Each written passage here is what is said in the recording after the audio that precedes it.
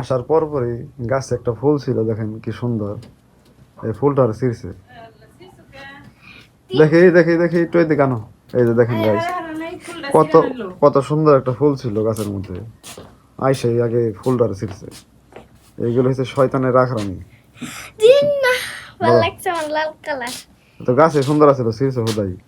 জ্বরের সাথে সাথে মাথার মধ্যেও ব্যথা আছে, মানে ফুল মাথা না, এইটুকু জায়গার মধ্যে ব্যথা অনুভব করতেছি। তো ওর জন্য যে দেখেন মুভ মলম দিয়া দিছে, বউ দিতেছে। এটা একদম অরিজিনাল ইন্ডিয়ান মুভ মলম আর কি। আসসালামু আলাইকুম, আশা করি সবাই ভালো আছেন, সুস্থ আছেন। আমি আলহামদুলিল্লাহ অনেক ভালো আছি, সুস্থ আছি। তো আজকে হচ্ছে রবিবার, 2 দিন যাবৎ হালকা হালকা জ্বর ছিল, বাট আজকে দুপুরের আগ থেকে মোটামুটি ভালো জ্বর। তো এর জন্য দুপুরবেলাও লাঞ্চে আইসা অফিসে যাইতে চাইছিলাম না। যাই হোক, কাজের চাপের জন্য আবার অফিসে গেছিলাম আর কি। তো এই 5টা বাজে ছুটি নিয়ে অফিস থেকে চলে আসছি। মানে খুবই দুর্বল লাগতেছে শরীর। আর আমার জ্বরের কন্ডিশনটা এরকম যে আপনার যাইতেছেও না, পুরোপুরিভাবে আসতেছেও না, মানে একটা মিডল অবস্থানে আছে আর কি জ্বরটা। তো এর জন্য একটু বেশি কষ্টে আছি। তো এর জন্য আইসা পড়ছি 5টা বাজে। তো দেখেন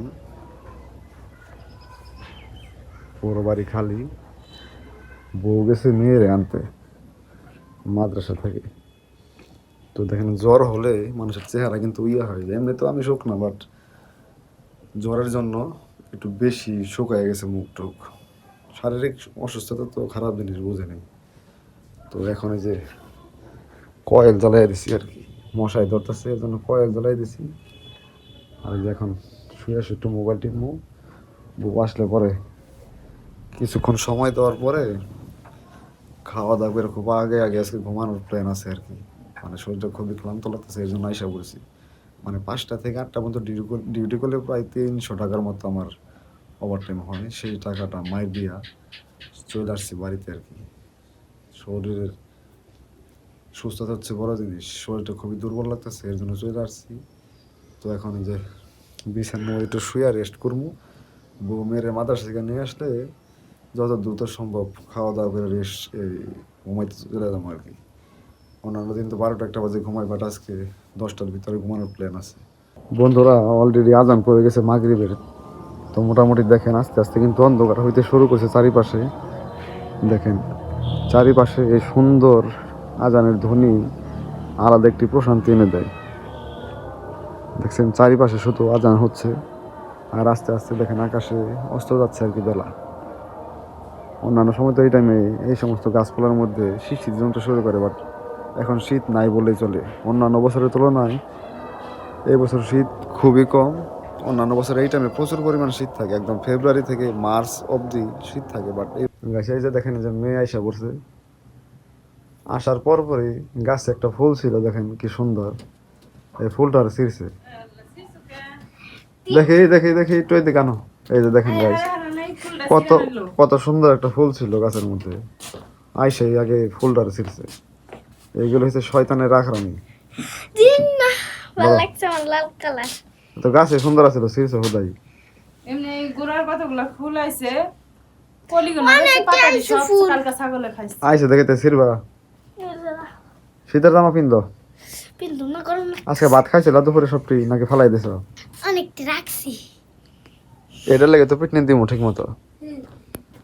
এমন এক অভ্যাস করছে কাজ, বুঝছেন?